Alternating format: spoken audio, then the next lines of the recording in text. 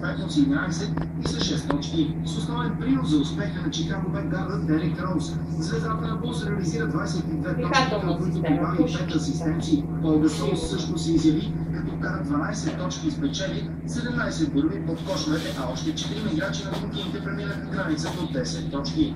За Сан Антонио Куай Леонард вкара 16, а Пати Милс и Кори Джозеф добавиха съответно по 12 и 11 точки. Западът остави шампионите на 7 място в Западната конференция, докато Чикаго запазва 4-то място на изток и вече сами показатели с третия Торонто.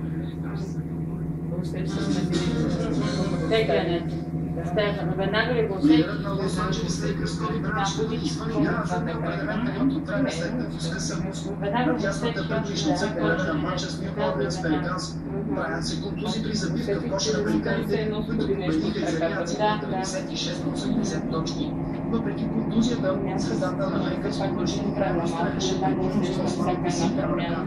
Точният срок за лечение на контузията на Коби Брайант ще стане ясен след 15 минути. ядрено-магнитен резонанс.